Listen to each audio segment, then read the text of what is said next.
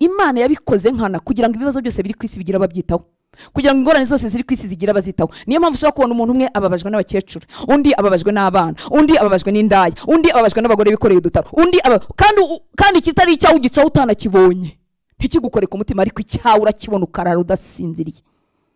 Ko nta kinyoma na kimwe gikomoka mu kuri. Nyumvirira ijambo nshuti y'Imana, nta kinyoma gikomoka mu kuri. Niba ibinyoma byaserutse n'inkomoko si ukuri. Waguzwa amaraso ya Yesu, ari umwandu wanjye njye w'umuranga paditu. Singe n'ubuzima bwe, singe n'ahaba, singena no guhamagarwa kwe. Icyo kora nshobora kurokonesa umuhamagaro umuriho, kuko hari ibimenyetso byabo byatangiye kugaragara. Uzi umuntu kubuza kwiyishyurira umuntu, ufite imbaraga zimwishyura nawe akumva icyakujombye nawe ukakimujomba bien. None rero ugakura utumvise izo nyigisho zo gupfa kuri kamere, ukumva gusa ibyo Yesu atanga, ntiwigishwa n'umunsi wari mu byo Yesu akorera muri twe, ntiwigisha ibyo Yesu asaba bamukurikira. Kandi yagiye kubivuga aritsa, aremfasayizinga, aravuga ngo nta mwigishwa wankurikira afashe isuka areba inyuma. Muri make azayongera asubirayo, yagiye yagarutse. Uwo ntakwiriye kuba mu bigishwa banjye.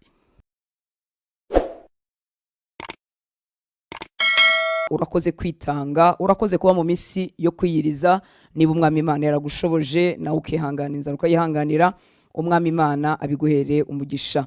Uyu ni wa gatatu rero wacu, aba asa nk'ari wo munsi wacu wa nyuma w'amasengesho. Tukazongera guhura ku wundi wa gatatu mu mugoroba kubw'ubuntu bw'Imana, hanyuma tukazakomeza za nibature zacu za buri wa gatatu, cyangwa uko umwami Imana yadushoboza.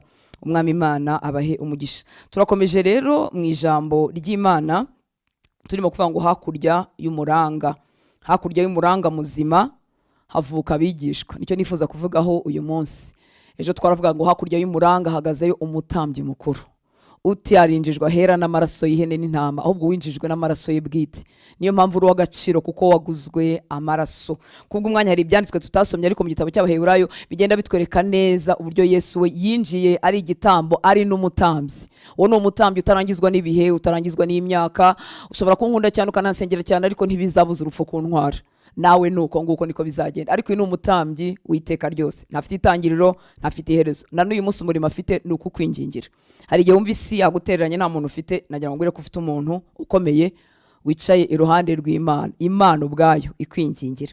Rero ni umunezero kuri twe kuba hakurya y'umuranga hari umutambyi mukuru. Kuba umuranga atari wenyine, kuko umuranga afite intege nkeya, nkuko twamubonye umutambyi mu isezerano rya kera yabanzaga kwitambira ibyo bitamba kugira ngo abone gutambira abandi, kuko nawe ngo yuzuwe n'intege nkeya, agoswe n'intege nkeya. Ariko Imana ishimwe ko hakurya y'abaranga bazima baturangira umwigisha muzima, baturangira umukiza, umwami w'abami, ugukunda byiteka. Njye nshobora gukunda uyu munsi, ejo nkaguhararukwa, nuko bimbera abantu bajya bagira intege nkeya. Ariko hakurya y'umuranga muzima haba umwigisha, haba umutambyi mukuru, haba ugukunda byiteka. Urukundo rwe rukugaragara, vuga uko afata ibintu, ingamba zitandukanye z'ubuzima, niko nanjye nzabifata. Kuko mu by'ukuri ntabwo Yesu ari wenyine wagize abigishwa, ahubwo abantu benshi batangizaga za muvoma runaka bagiraga abantu babari inyuma bakabikora gutyo. Ikindi nuko abigishwa bose nyuma yo kwakira amahame bakuye ku mwigisha wabo, nabo biyemeza kuyanyanyagiza cyangwa se kuyakwirakwiza.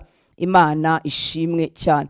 Na Yesu rero umwami wacu, umwigisha wacu, abamukurikiraga nubwo ari we wahamagaraga, abigishwa be yagiye abahamagara arobanura mu ntumwa ze, ariko bamukurikiraga n'ubushake bwabo. Bashobora kuvuga ati ngiye ntago nza.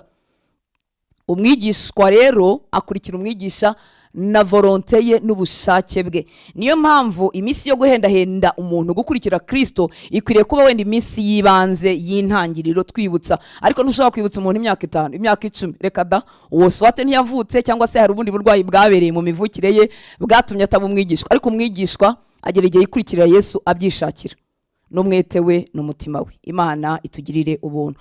Uko Yesu yahamagaraga abigisha be turabona muri Matayo 9 umurongo wa 9, ahamagara Matayo ni urugero rumwe. Matayo 9:9 ngo Yesu avayo akigenda abona umuntu witwaga Matayo yicaye aho yakoresherezaga ikoro, aramubwira ati nkurikira. Arahaguruka aramukurikira. Nta bintu birebire, munyembabazi. Yesu munyempuhwe, Yesu gukunda, Yesu kubona nk'umwana we. Yesu wasanze umugore uhetamye umaze imyaka 18 ahetamiye mu rusengero. Iteka mbara nibwira ko uriya mugore yarashaje, kugira niba bavuga ngo ahetamye imyaka 18, wenda yabanze n'indi myaka y'ubukumi, ahetamye sese uri ko yari mukuru, ashobora ko yaranganaga nanjye cyangwa nduta. yari umugore mukuru, ariko Yesu aravuga ngo uyu mukobwa wa Aburahamu. Muri make mufite imbabazi n'impuhwe, ariko mu mbabazi n'impuhwe ntigeze abahisha ukuri. Yaravuze ngo umuntu ushaka kuba umwigishwa wanjye akwiriye gusiga byose, ntago ari bimwe na bimwe. Aranabashwishuriza aravuga ngo muri make ntibishoboka ko yaba umwigishwa wanjye niba atiteguye gusiga byose. Azabunkurikira, azabumfana, azabonkiriza abarwayi, azabongaburira imitsima, azabongirira neza, ariko mu bigishwa banjye siko bigenda. Nuko rero namwe umuntu wese muri mwe udasiga ibyo afite byose ntashobora kuba umwigishwa wanjye. Iri jambo gusiga, renonce mu gifaransa, mu cyongereza sinzi uko barisoma, ariko ngira ngo ni to renounce cyangwa se forsake cyangwa se give up. Ibintu byose nanjye mvuga ngo ntibigufateho n'imvugo y'ubu, ariko nugusiga, nuko utazirikanwa n'ikintu na kimwe. Nago Yesu akubwira ngo reka inzu, nago Yesu wabagamo, reka abana ubikirara umugore uzenguruka, reka kumvira umugabo uhora urorongotana mu nsengero no mu masengesho no mavumo, si icyo bivuga. Ariko ni umutima utazirikanwe na kimwe mu by'Imana yampaye cyangwa se ibyo itampaye, umutima utazirikanwe na kimwe na kimwe. Niyo mpamvu abigishwa ba Yesu bashoboraga kubica ntibabihakane, kubera ko ushobora kuvuga ngo ayiwe nsize abana banjye, ayiwe umugabo wanjye, ese ngize ibyago, ese ndapfushije, ese ndarwaye, ese business iragiye. Hari ibintu bituvaho bikajyana n'icyo umwami twari twaramenye no kumukurikira bikajyana. Kubera iki? Byari bizirikanwe natwe. Kandi isi ntitanga garanti yuko ikintu runaka kitagenda. Ikintu icyo ari cyo cyose n'umuntu uwo ari we wese, yewe nawe ubwawe n'amagara yawe, ibintu byakuvaho. Hanyuma Yesu rero yaratugira inama kugira ngo twe kuzirikanwa nabyo, ejo nibiterwa bitazadutera kudakomeza urugendo. Imana itugirire neza.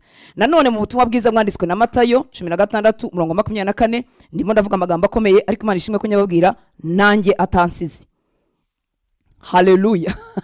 Kandi Imana ishimwe ko atari nge wayahimbye. Imana ishimwe ko umwigisha turimo twigana twifuza kuba bigishwa be ari we wayatubwiye. Arakomeye pe, arakomeye pe. Matayo 16:24 ngo maze Yesu abwira abigishwa be ati umuntu nashaka kunkurikira agire gute?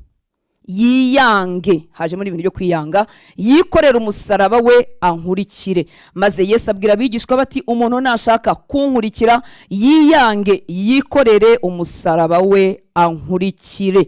Kwiyanga ntabwo ari ukwiyanga k'urwango, kwa hate, kwa hayir mu gifaransa, si cyo, ahubwo nuko to deny, ni nko kwihakana, nukure ko warekera kuba centre ya byose. Ergo ubundi abantu kundu duteye tuba turi self centered, tuba umva uzabyumva no masengesho ya tuzabyumva no tuba ari twe njyewe ngirirwe neza, njyewe iyo umuntu arimo kubitekerezaho hari ubwo yibwira ko atari byo, ariko uzabyumva mu byo dukenera, mu byo dushaka, muko tugirira, mbese ibintu biba biri muri twebwe. Uko kwiyanga rero ni ukurenga ahangaha twari dusanzwe dutuye hitwa kuba kuri njyewe self centered, noneho nkaba Christ centered. Si ukwiyanga ngo sinsokoze, sinambare, sinisige, oya pe, oya si ibyo ngibyo, oya.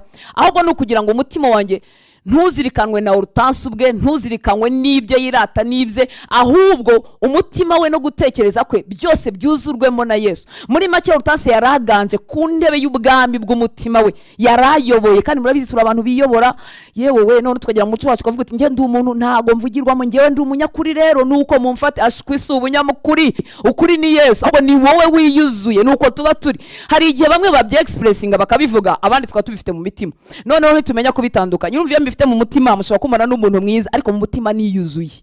Yesu rero munyembabazi agera ibwina mu mutima, yaba ababivuga bikagaragara inyuma, yaba bitunze imbere mu mutima. Twebwe abantu badakunda kugaragaza ibintu ariko bikaba birimo. Yesu nawe yaragenda akabivumbura, avuga ngo urapfa kuri wowe, urapfa kuri wowe, uriyanga, harajyamo Yesu. Imana ishimwe cyane. Umuntu nashaka kunkurikira, umuntu nashaka kuba umwigishwa wanjye, yiyange, yikorere umusaraba we ankurikire. To deny ourselves, ntabwo ari to hate ourselves, oya. Ni ukurekeraho kuba self centered nkaba Christ centered. Kuko hari igihe umuntu yiyanga, yanga urugingo rwe rumwe, cyangwa se yanga icyamubayeho, cyangwa yanga amateka ye, cyangwa yanga icyango cyamugezeho. Ibyo ntabwo ari byo, ko siko kwiyanga. Ni urutansi uvamo akajyamo Yesu. Ndekeraho kuba self centered. Hari ngo mu gifaransa ni guki?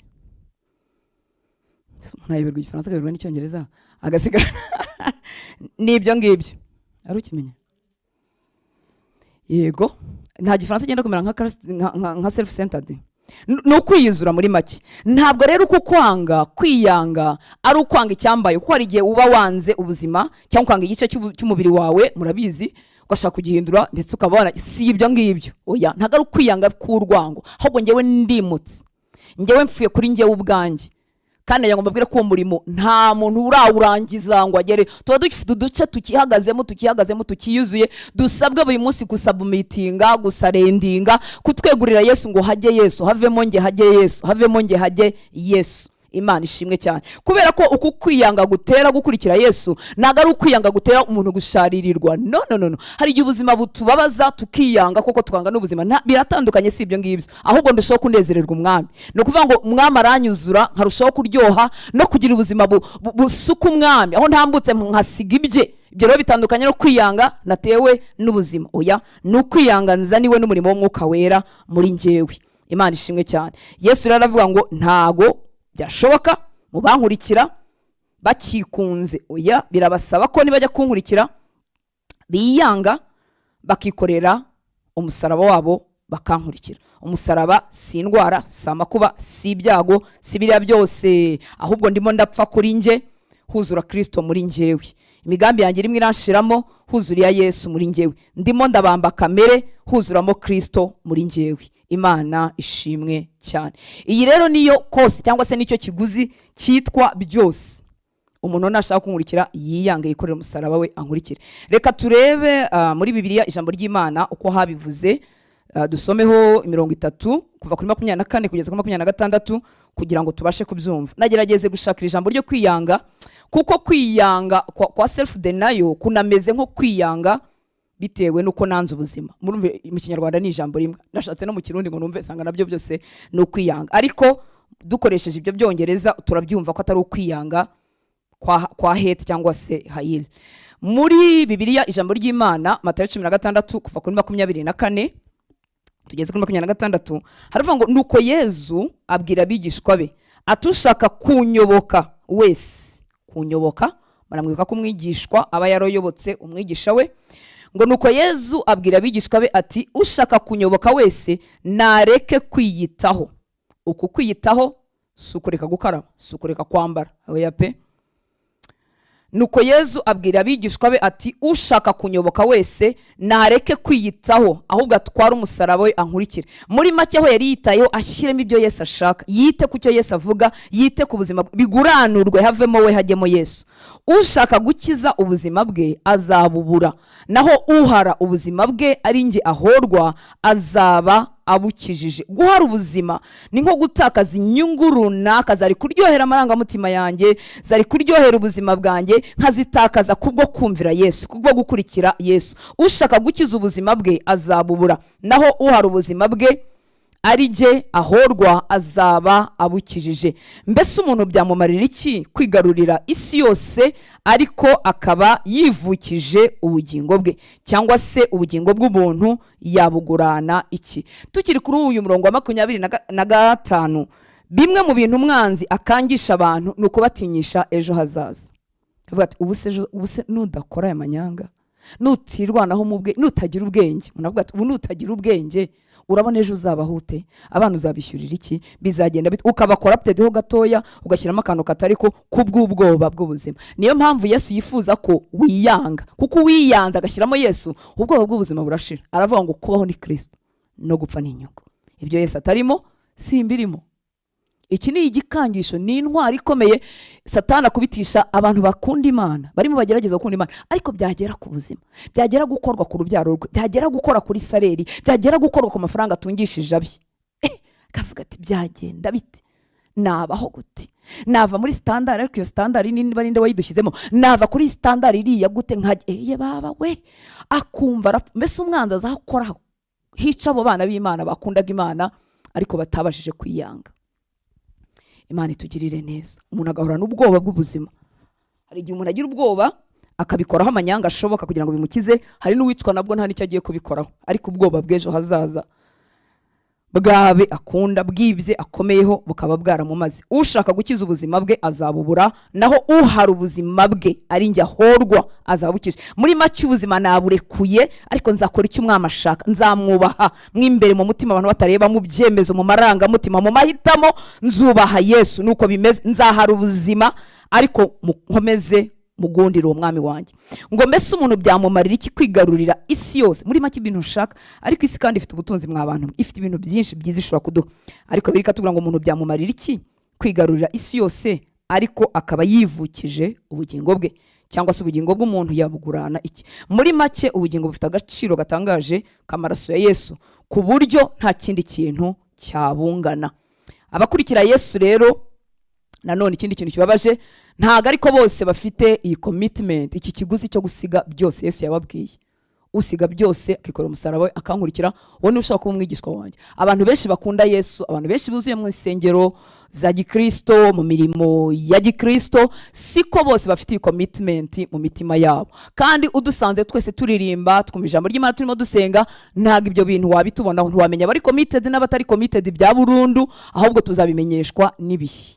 Ibihe ubuzima buducishamo, ibihe Yesu yemera ko ducamo.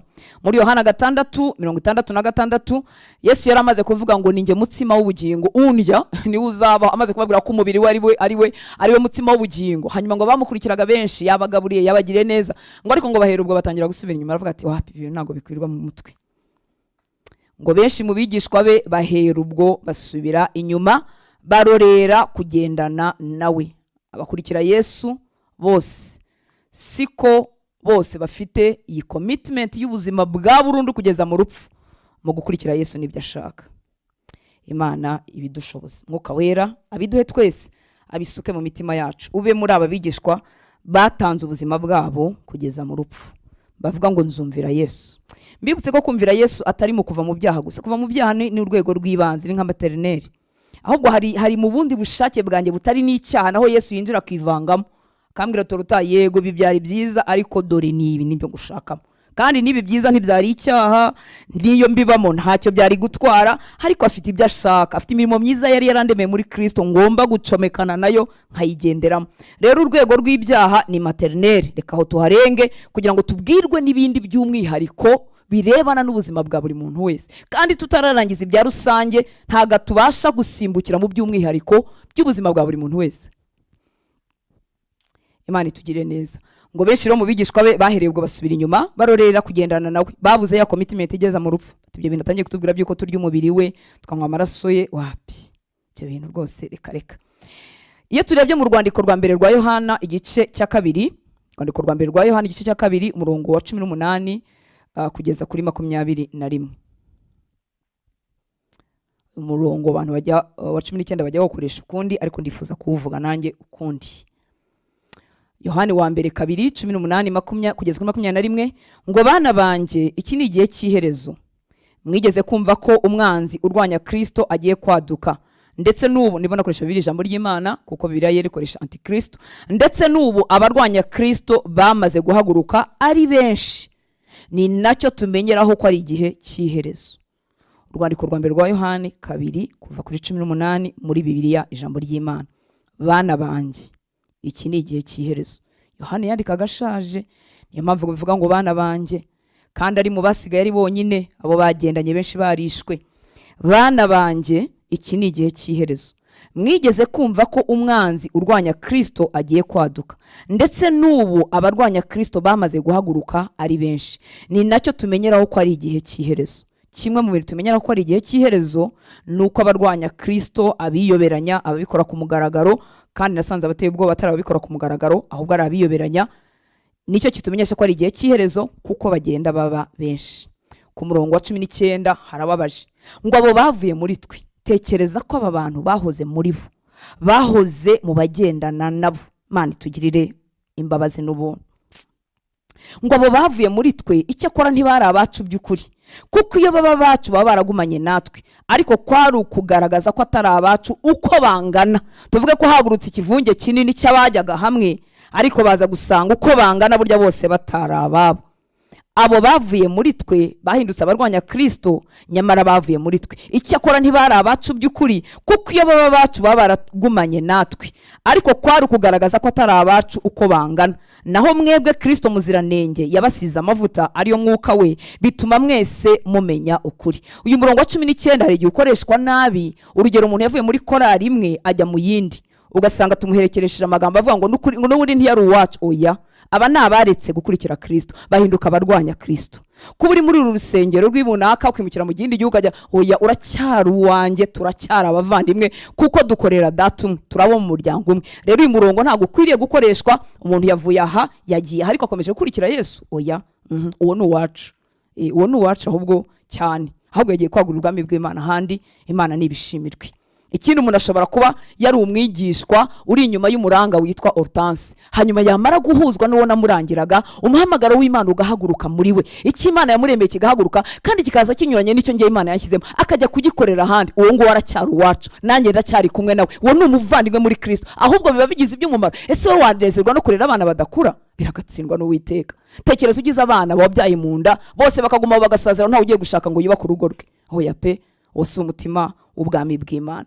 Abo bavuye muri twe, aho bibabarije rero nuko aba bantu bahoze bagendana n'abahamya Kristo, bwacya ngo bakava muri twe. Icyakora ntibari abacu by'ukuri, kuko iyo baba bacu baba baragumanye natwe. Muri make baba barakomeje guhamya Kristo, ariko kwari kugaragaza ko atari abacu uko bangana. Ikivunge cyahagurutse, siko bose baraba umwami, siko bose bari biteguye kwishyura cya kiguzi cy'ubuzima, cya kiguzi cy'iteka, kwa gukurikira Yesu mu buryo bwuzuye. Yesu yaje gukoresha urugero, avuga umuntu wubatse inzu y'amatafari ndende, ngo umuntu ujya kubaka inzu y'amatafari ndende ngo ntakwiriye kwicara akabanza agakora imibare izuzuza iyo nzu, ngo kugira ngo hagati adatangira ngo yagera hagati ngo inzu ikamunanira, ngo abatambuka bose ngo bakamuseka. Muri make Yesu yashatse ko tumukurikira twakarikiretinze the cost, twabaza ikiguzi cyo kumukurikira, ikiguzi cyo kumukurikira, ikiguzi cyo kumukurikira cyica kamere yanjye, cyica uburenganzira bwa kamere yanjye, ariko biraryoshye kuko aho tugana ni heza. Ikindi, mwuka wera muri twe aduha ubuntu bubasha kunesha no gutsinda. Araduterura, atubera nk'amababa, tugatambuka mu bintu tutari tuzi ko twatambukamo. Uru rugendo rw'abigishwa ntibarugendamo bonyine. Haleluya. Yesu yaravuze ngo mwuka wera abisi ntibashobora kumuhabwa, ariko twebwe tuzamuhabwa. Dufite udukomeza, dufite utubashisha. Ntago ari ingamba za discipline no kubyuka kandi no kwiyemeza, no, dufite gishyigikira, dufite ubikorera muri twebwe. Ariko ni umutima wawe wo kubyemera, ni umutima wawe wo kureba biriya ukabihunga, hanyuma ugasingira biriya Yesu aguhamagariramo. Imana itugirire ubuntu. Umurongo wa 20 uravuga ngo naho mwebwe, ubwo abo nabagumye mukuri, naho mwebwe Kristo muziranenge yabasize amavuta, ariyo mwuka we, bituma mwese mumenya ukuri. Iri jambo rimeze nka silence duhabwa n'Imana, assurance, ibitwiringiza ko tutayoba tutabyihitiyemo. Umwuka wera, mwuka muziranenge, mwebwe yarabasize ku buryo mudashobora kuyoberwa ukuri. Nukuvuga ngo ugeze mu bintu bitari ukuri urabyumva somehow. Hari igihe umuntu avuga aravuga ibintu bizima ukurikije imyumvire yawe, ariko ukajya wumva something is wrong. Ariko Icyongereza we ukumva hari akantu katari amahoro. Abashaka ukuri, abavukiye muri Kristo, ababaye abigishwa, basizwe n'umwuka ngo nukuri bazamenya ukuri. Imana ni inyembabazi. Uzi ko no mukujira kwacu no kumutagira amaso y'umwuka, no muko yebaba, no mukudasenga, no uko tumeze dupfapfanye, uzi ko atabura kutumenyesha ukuri mu mbabazi ze nyinshi, kuko twabyawe nawe. Kuri niwe uduhetse, ntiyatwima kumenya ukuri. Niyo wayobagurika, buryo ushobora kuyobagurika ukayobagurika, ariko arawugera ukamenya gutuma ibintu, ariko sibyo kubw'imbabazi z'Imana. Naho mwebwe Kristo muziranenge yabasize amavuta, ariyo mwuka we, bituma mwese mumenya ukuri. Ngo icyatumye mbandikira rero, uwo ni Yohane ukivuga, icyatumye mbandikira rero suko mutazi ukuri, ahubwo nuko mukuzi, kandi mukaba muzi ko nta kinyoma na kimwe gikomoka ku kuri. Mumbabare mwumve uyu murongo wa 21. Njyewe Yohana, icyatumye mbandikira suko mutazi ukuri, ahubwo nuko mukuzi. Muri make ndashaka gushimangira ibyo muzi. Icyatumye mbandikira rero suko mutazi ukuri, ahubwo nuko mukuzi, kandi mukaba muzi ko hari ibinyoma ku muranga. Ni ukuvuga ko umuranga adahagaze mu kuri, kuko nta kinyomwa gikomoka mu kuri, nta manipulation, nta controle, nta bitajyanye n'ubwami bw'Imana bikomoka mu kuri. Niba byatangiye kuba ikinyoma, nuko n'isoko yabaye ikinyoma. Imana nitugirire ubuntu. Nshuti z'Imana, byo mvuga ndumva mbyumva, tugira attachment ku matsinda tugendana akomeye, ariko zigukizwa ugakizwa uri kumwe n'abantu, ukabatizwa uri kumwe n'abantu, ubuzima bwose rw'urugendo ukabikorana uri kumwe n'abantu, bwacyo ugasanga umenye ko nta kinyoma gikomoka mu kuri, ukavuga ati ikinyoma nditandukanya nacyo guti, bikakunanira kubera ko attachment nini. Niyo mpamvu abigishwa ba Yesu basabwe gusiga byose no gusiga inshuti. Dushobora gukundana ariko tudashobora gusangira agatuti, kandi ngukunda, kandi ngutahira ubukwe, kandi utaha ubukwe bwanjye, ariko tudasangira kuko numva tudacometse ahantu hamwe, kandi umbereye muzima nkakubera muzima, twakomeza tugakundana ku bindi. Dushobora gukundana tudahuza imisengere, kuko hari ibintu bundi bitari by'ibanze, hari bitari ingenzi tutindaho, bitari by'ingenzi, imyambarire, imiki, utuntu duto abantu batandukaniraho, burya ntacyo dutwaye. Ariko iyo namenye ko wacomotse ku kuri, ukaba ucometse ku kinyoma, ese se w'ibinyoma ninde? Ni Satani. Aba Yohana yavugaga bahoze ari ababo, bukeye bahinduka abarwanya Kristo. Ni ukuvuga ngo bacometse ku isoko y'ikinyoma. Si inkomezanya nawe ucometse, kuko nturi uwo gusengerwa. Mwibuke ko nta muntu ushobora kuyoba, sinavuga ngo nturi uwo gusengerwa, ariko mvuge gutera bitandukanye no kwihanganira umunyantege nke waguye mu busambanyi. Reka mvuge gutyo, bitandukanye nuko nakwihanganira umunyantege nke udasenga, bitandukanye nuko nakwihanganira umuntu watsikamiwe n'ibyaha, umuntu wavugishijwe no kujijwa, ko twese tumenyaho gatoya. Ibyo bintu biratandukanye. Umupasiteri ashobora kugwa mu byaha, umuranga, ariko nongeye nkoresha umuranga ashobora kumva ngo yarasambanye, umuranga ashobora kumva nkagira ibyago nkumva ngo yateye inda, umuranga ashobora kugira ibyago nkumva afite amahane, aratukana, ajya yanduranya. Uwo muranga mu by'ukuri akeneye gusengerwa kugira ngo nawe yeguke. Uko ameze si kwiza, kuko nawe arayobora abandi. Ariko umuranga utari mu ntege nke wacometse ku kinyoma, ibyo biratandukanye nshuti z'Imana. Ibyo biratandukanye.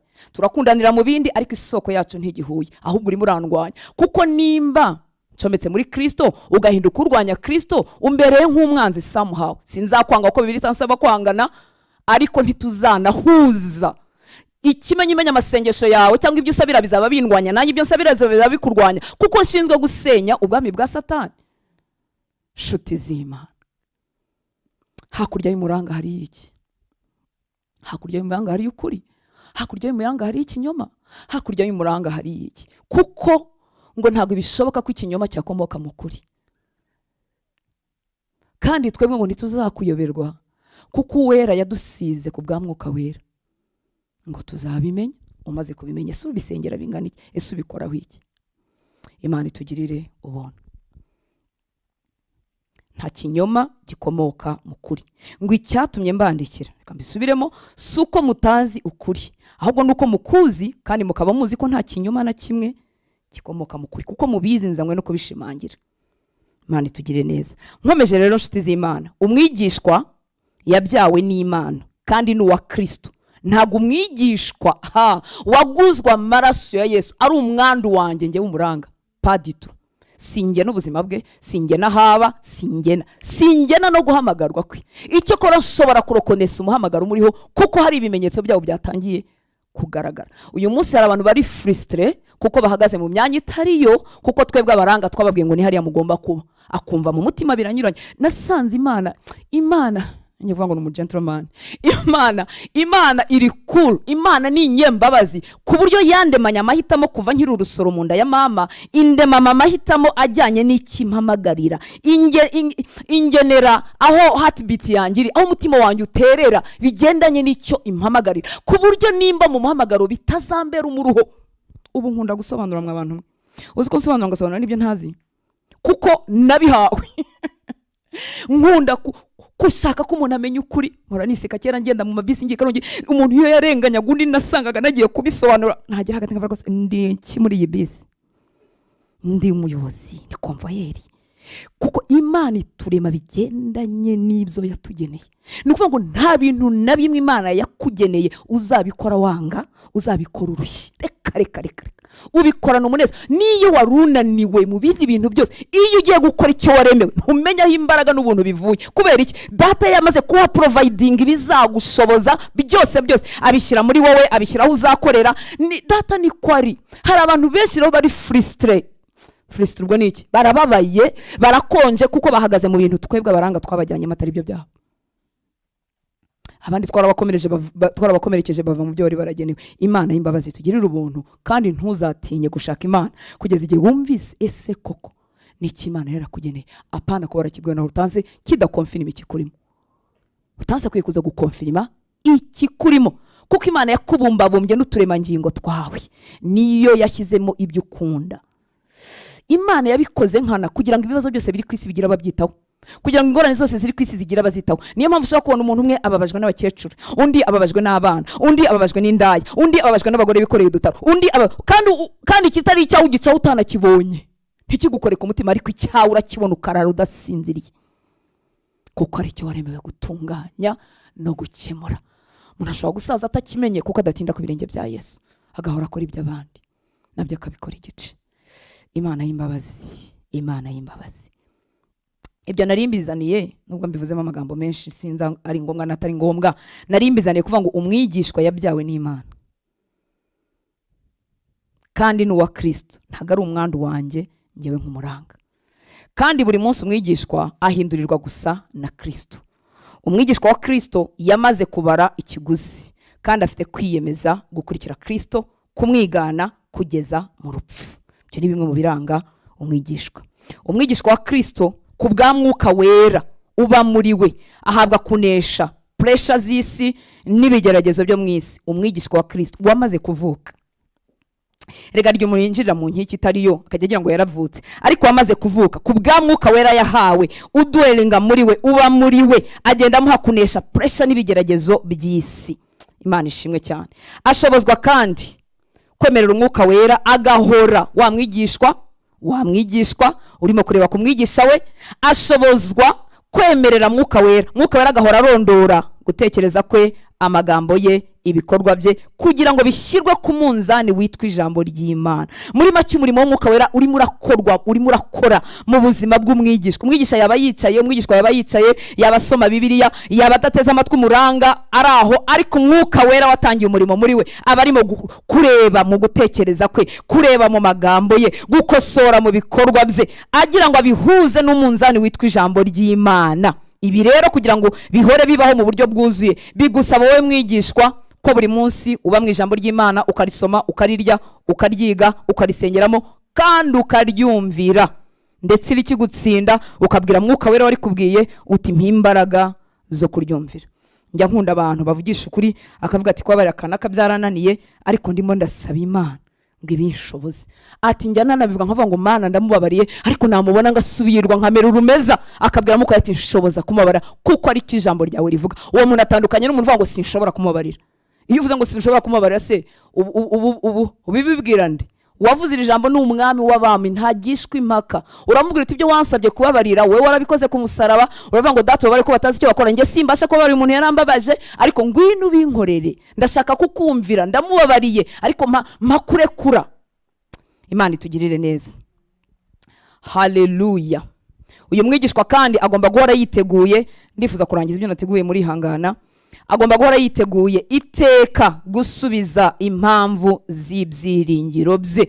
Umwigishwa ntivuga ngo nta babayika, ariko sinabyo, nta husha azi kuko yiga. Mwibuke ko n'umunyeshuri ariga azi ibyo yiringiye ibyo ari byo. Birababaje inshuti z'Imana uburyo tumara imyaka mu nsengero tutazi n'ibyo twiringiye ibyo ari byo, kuko tudafata umwanya wo kubyiga. Imana itugirire ubuntu, yirengagiza imyaka yacu yo kujijwa, itugarukeho, iduha inzara n'inyota yo kumenya ibyo twiringiye ibyo ari byo.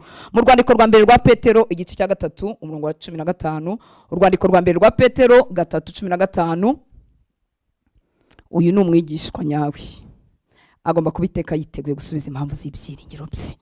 Muri make ntiwamucisha mu ijisho, muri make ntiwamuhindukiza ngo umujyane ku mana zitarizo, azi ibyo yiringiye. Urwandiko rwa mbere rwa Petero 3:15, ngo ahubwo mwubahe Kristo mu mitima yanyu ko ari we mwami, kandi mube mwiteguye iteka nanyagiwe cyangwa nahiriwe, iteka nabyaye cyangwa ntabyaye, mfite impamvu z'ibyiringiro muri nge. Ngo ahubwo mwubahe Kristo mu mitima yanyu ko ari we mwami, kandi mube mwiteguye iteka gusubiza umuntu wese ubabaje impamvu z'ibyiringiro mufite, ariko mufite ubugwaneza kandi mwubaha. hari igihe abantu batakaza ubugwaneza kubwo kurwanirira ibyo bizera. Oya, tubivuga tubihagazeho dufite ubushizi bw'amanga kandi twuzuye n'ubugwaneza. Kubera iki? tuzi ko ubugwaneza bwacu hari bwakugarura nawe ukaza ukizera ibyo twizeye.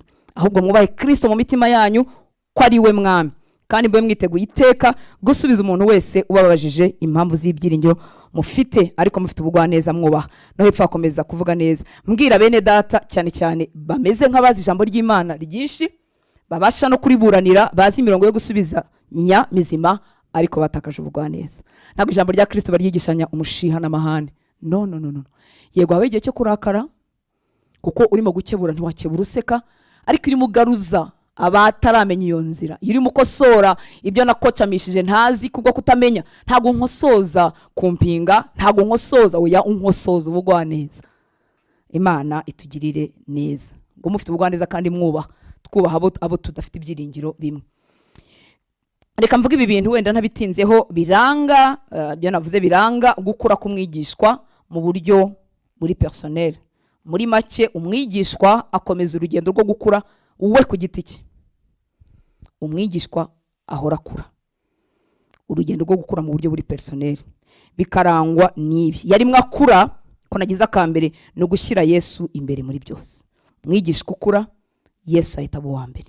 Imbere y'umugabo wanjye, imbere y'abana banjye, imbere y'ubutunzi bwanjye, imbere ya ambitions zanjye. Hari abantu bafite ambition bagomba kugeraho atupre. Icyo bakwishyira cyose mpaka bazigeraho yari byitwa mu murimo w'Imana, bazigeraho byitwa mu murimo wari wese, ugasanga ambition ziri hejuru ya Yesu. Ariko umwigishwa urimo gukura azarangwa no gushyira Yesu imbere muri byose. Ikindi uko akura azarangwa no gukurikira no kurushaho kwemera inyigisho za Kristo. Azarushaho kuzikurikira, azarushaho kuzemera. Umwigishwa urimo gukura, icya mbere no gushyira Yesu imbere muri byose. Cya kabiri no gukurikira no kwemera inyigisho za Kristo. Zimuhoramo, zimuhora hafi, hazifitiye inyota. Niba udafite inyota, imivukire yawe irimo akabazo. Umwana uvuka ntahita yifuza konka, umwana wavukanye uburwayi, n'umwana wavukanye ubumuga, n'umwana wavutse mama we yananiwe, ni ibintu byinshi biba byatambamiye imivukire ye. Ariko umwana wavutse ari muzima wese yifuza konka. Niba uri umwigishwa wa Kristo, ariko gukurikira no kwemera inyigisho za Kristo bikaba bitagwirira muri wowe, wongera ugaruke ku birenge by'umwami, upfukame, wibaza umuryango winjiriyemo niba ari ukuri. Mbibutse ko inyigisho twumva zidutera gusa nazo. Hari ibintu byinshi Yesu adukorera, byinshi bishobora guhinduka inyigisho. Yesu azakugirira atya, azakugirira atya, azakugirira atya, ariko ntihabe n'umunsi wa rimwe bakubwira ibyo Yesu none azakora imbere muri wowe. Harimo kwica wowe, yazanywe no kwica kamere yawe, kubamba wowe. Muri make ukambwira ibyo Yesu azankorera hanze azampereza, ariko ntumbwire ibyo Yesu azakora muri njyewe. Cyangwa ukambwira ibintu byose Yesu azankorera, ariko ntuwigere unyigisha ibyo Yesu asaba abamukurikira. Iyo rero utigeze mu mivukire yawe utigishijwe ibyo Yesu asaba abamukurikira, birashoboka ko wavuka umeze nk'umwana urwaye, utabasha konka, amagambo ye ntakuryohere, ndetse umuntu yaba avuga ijambo ry'Imana gusa ritarimo story bikakurambira. Nawe ubwawe ntubasha kuri ibyiberamo. Imivukire yawe rero irakemangwa. Uranyumva ndakubikubwirana urukundo rwose no guca bugufi kose, kuko ibyo umuntu yumva nibyo bimuhindurwa uwo abawe. Kristo kuko agirira neza abantu, mw'abantu mwaraturengera. Ntarengera twe twenyine, arengera n'abatamuzi, agusha imvura kuba binabeza. Ubu hari abajura arinze, hari abicanyi yahishiriye, ariko Yesu hari abarozi yahishiriye. Ni umugizi wa neza. Ushobora kubana n'umwicanyi uguhigira kugwa akamuhishira kubw'imbabazi ze. None iyo neza ye rero agirira twebwe abamwubaha n'abatamwubaha, tukayivuga, ariko ntibazagire na kimwe bakubwire icyo uyigomwa. Ntibazagire na rimwe bakwigisha icyo Yesu akora muri wowe. Yesu yica kamere, mw'abantu yica kamere, kandi kwica kamere birababaza. Simbizi mwebwe niba byaraboroheye, uretse ko bitanarangira, ariko birababaza. Uzumve nk'iyo umuntu akubwiye ikintu ugomba kumusubiza, kandi icyo kintu umusubiza ubizi neza ko kidasohoza gukiranuka kw'Imana. Ubizi ubyumva, ariko kumva kirakubye. Hari nk'ubwo wumva bakuniza ukavuga uti mva ndaruhuka ndivuze, hanyuma ukibuka ko uri umukirisitu. Kamere ukumva hari ibintu umuntu yaguhima nawe ukamwishyura kimwe, kumva arakora nawe ukora, kandi ukumva urabibashije, ukibuka ko ugomba gupfa, ukaba nyine urapfuye. ko si ibyo bintu murumva biryoshye? Uzi umuntu ukubuza kwiyishyurira umuntu ufite imbaraga zimwishyura nawe akumva icyakujombye nawe ukakimujomba bien. None rero ugakura utumvise izo nyigisho zo gupfa kuri kamere, ukumva gusa ibyo Yesu atanga, ntiwigishwa n'umunsi wari mu byo Yesu akorera muri twe, ntiwigisha ibyo Yesu asaba bamukurikira. Kandi yagiye kubivuga aritsa, aremphasizing, aravuga ngo nta mwigishwa wankurikira afashe isuka areba inyuma. Muri make azayongera asubirayo, yagiye yagarutse, uwo ntakwiriye kuba mu bigishwa banjye. Ngo umuntu umwe yaramubwiye ngo reka mbanze ngende mpambe data ngaruke ngo kurikire. Yako Yesu we uri mwiza. Yesu aramubwira ati reka abapfuye bihambire abapfu babo, abapfu muri make bahambane. Ariko we ngwino nkurikire tugende, kuko nta bintu byo kureba inyuma. Ntabwo ari uko Yesu yanga ko tubabarana n'abababara, kuko arabidusaba. Yadusabye ko tubabarana n'ababarana, twishimana n'abishima. Ndetse ijambo ry'Imana riratubwira ngo kuba mu nzu irimo ikiriyo, irimo imiborogo nibwo bwenge kuruta kuba mu nzu irimo ikirori. Ni ukuri ababazwa n'abababaye kandi yifuza ko tubabarana nabo. Ndetse ngo ubwo yababajwe no kuregeragezwa mu buryo abasha no gutabara abantu bose bageragezwa, bababazwa. Ariko kubigendanye no kuba umwigishwa, kubera ko isi na Satani nta mikino bifite, bisaba rero umwigishwa uri committed, ufite kwiyemeza. Imana itugirire ubuntu. Uyu mwigishwa rero aguye kuba yemera gukurikira no kwemera inyigisho za Kristo mu buryo buhojejeho. Muri Yohana 8:31 kugeza 32 ngo nuko Yesu abwira abayuda bamwemeye ati nimuguma mu ijambo ryanjye muzaba abigishwa banjye nyakuri, namwe muzamenya ukuri kandi ukuri niko kuzaba batura. Shiro nyinshi dukunda kuvuga ngo muzamenya ukuri, ukuri niko kuzaba batura, ariko tudahereye aho bamenyera ukuri. Ukuri bakumenyera hariya hejuru. Yesu abwira abayuda bamwemeye ati nimuguma mu ijambo ryanjye muzaba abigishwa banjye nyakuri, namwe muzamenya ukuri, kuko nimutarigumamo nta kuri muzamenya. Ntimuzamenya ibyo twavuze niba ari bizima, ntimuzamenya ko birondora, ariko nimurijyamo namwe muzamenya iby'ukuri n'ibitari iby'ukuri. Imana ishimwe cyane. Uyu mwigishwa wa Yesu nkiri muri kabiri ntagahinduka umuntu wumva gusa, ahubwo aba ushyira mu bikorwa.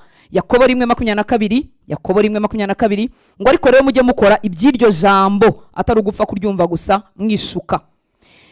Twibukiranye ko inshuti z'Imana kumvira,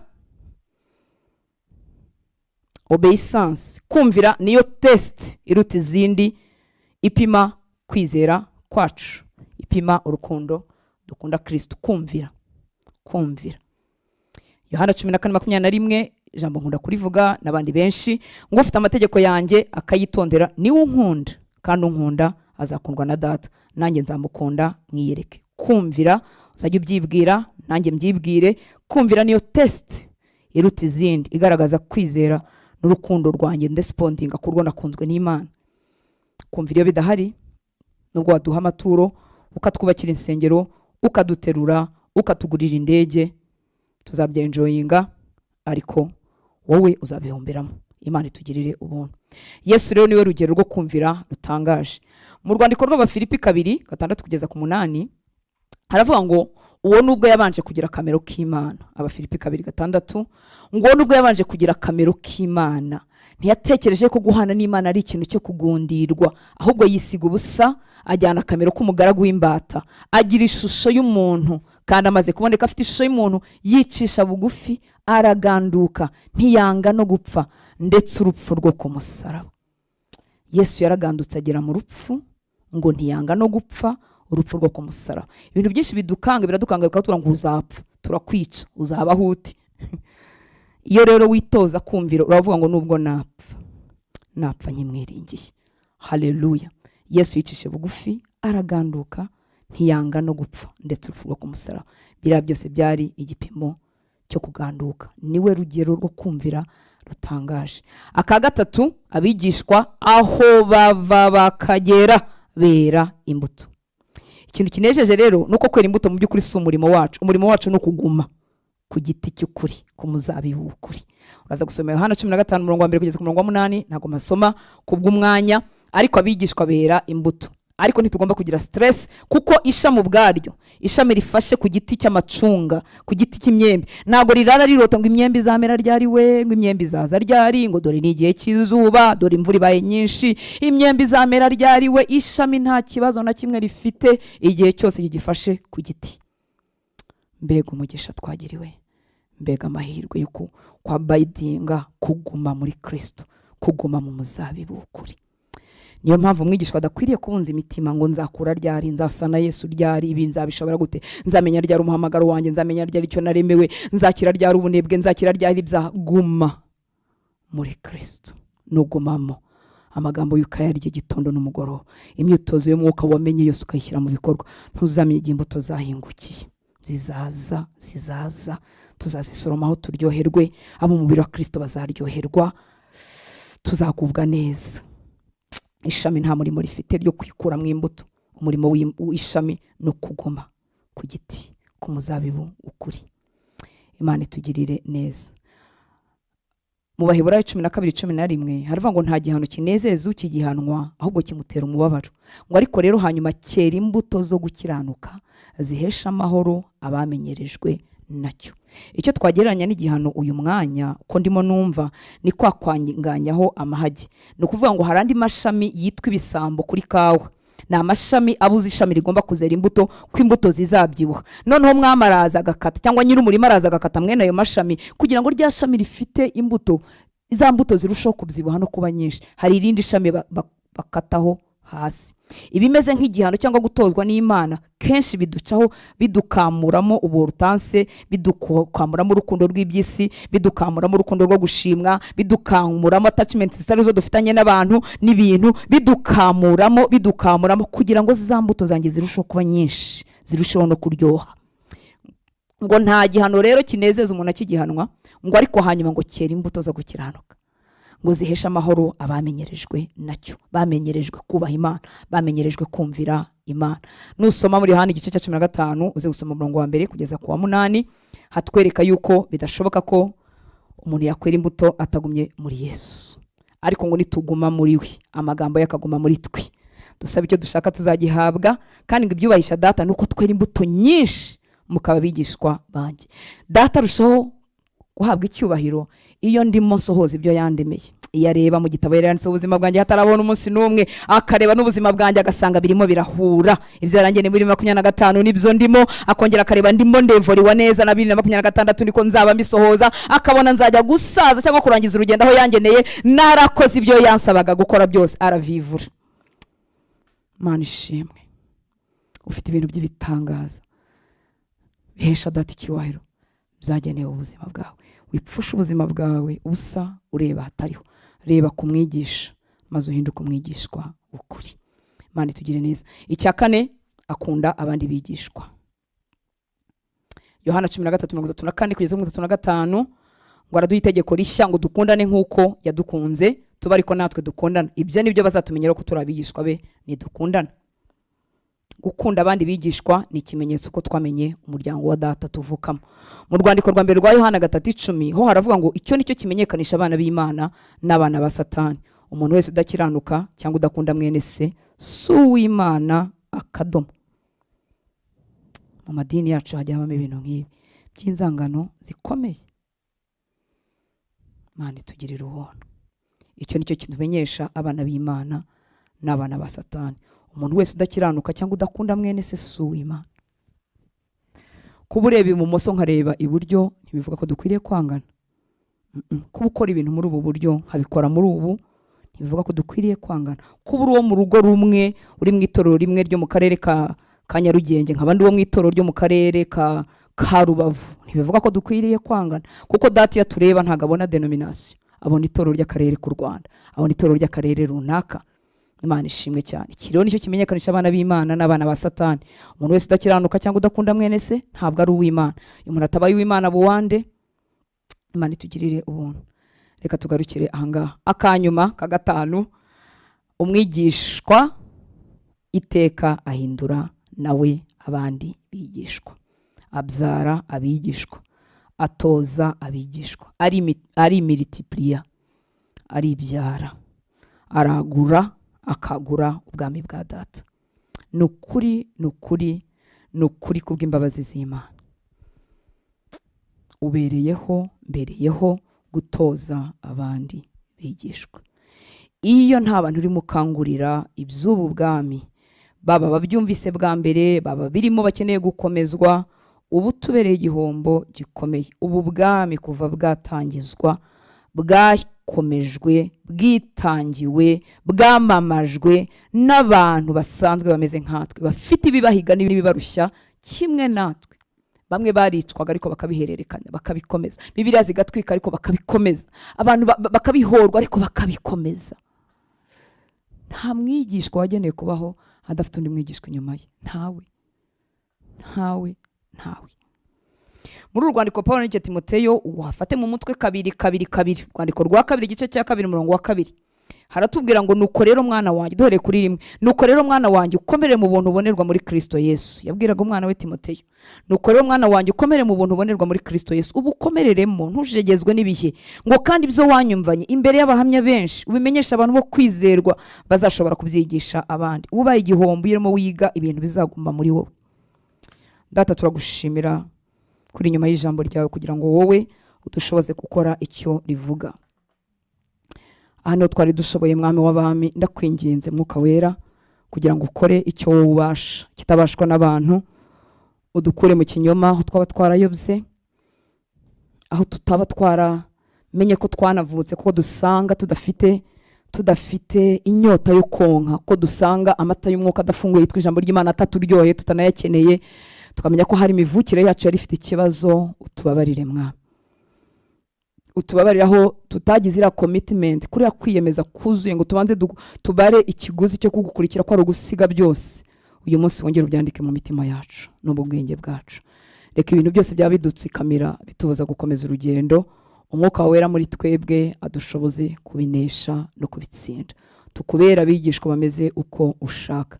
Dukomeze tugutumbire kuko umwigishwa nta bintu bishyashya yadukana, nta mahame yo ku giti cye yigirira, nta bihimbana agira. Umurimo we no kureba kumwigisha, akamwigana, akamwigiraho, akamwimita buri munsi akamurebaho uko avuga, uko abaho, uko akunda, uko aganduka, maze nawe akabikurikiza.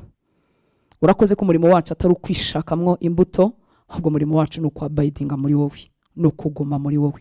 Warabyoroheje kugira ngo ejo bitazatunanira, tugume muri wowe, hanyuma imbuto ziguhesha icyubahiro zigwirire mu buzima bwacu. Turi hano mwami ngo duhuze n'icyo waturemeye. Reka buri muhungu na buri mukobwa baba muri iri jambo nyagora ku ngoma umuhuze n'icyo wamuremeye, umuhe bwa buntu bamushorera. Niba yarari mu nzira itariyo, umugarure mu nzira y'ukuri. Niba yaratsikame wamaze gucogozwa no gusiga byose byari bimucogoje, kuko yari yarabwiwe gusa ibyo ahabwa, ntabwirwe ibyo asabwa, ntabwirwe ibigomba gupfa muri we. Akaba yaracogoye yibeshya ko yibeshya inzira. Umuhe ubuntu bumwambutsa, kuko ujya uduheka ukadutambukana. Misozi miremire uraduheka, mu muriro ukabana natwe, mu mazi yenda kudutembana ukabana natwe, ukongera ukadukomeza, ndetse ugatega amababa nk'ay'ikizu kugira ngo duheke aho twari dutembanywe. Ndagushimira urukundo rwawe byose ubikoreramo.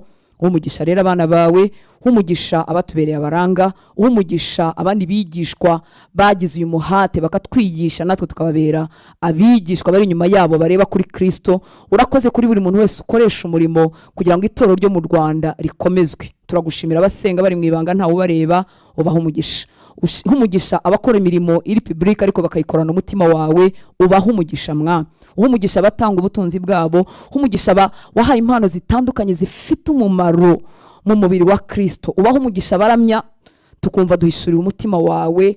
Umugisha abaduhanurira tugacyahwa tugakosoreka. Umugisha abatwigisha bagakurugutura amatwi yacu. Umugisha abadusumba bakadutwaza ubugwaneza bakatugarura. Umugisha buri muntu wese ukora umurimo wawe mu itorero ryo mu Rwanda no mu itorero ryo hirya no hino mu isi. Umugisha abigisha wahaye ubwenge bwawe mwami, bakwigisha tugakosoreka ibinyoma byari biri muri twebwe bikatuvamo, abo tuzi nabo tutazi. Tubasabiye umugisha, tubasabiye gukomerezwa amaboko. Umugisha abigishwa bashya barimo batangira urugendo, barimo baramizwa amata y'umwuka yoroheje, bakirya ibiryo byoroheje. Mwami ubibutse ko ari ubuntu bwawe buzabakomeza bagakomeza urugendo, kuko umurimo si wo bihimbiye, si bo bizanye, ahubwo wowe wabazanye. Ni ukuri urizerwa, uzabamurikira Imana batakigira ikizinga n'umunkanyari. Tuzamurikirwa hamwe mu bukwe bw'umwana w'intama. Urakoze mwami w'abami, turagushimira ubuntu bwawe buduhetse, turagushimira ubuntu bwawe butumenyesha ukuri, turagushimira ubuntu bwawe budukura mu kurorongotana. Turagushimira mwami,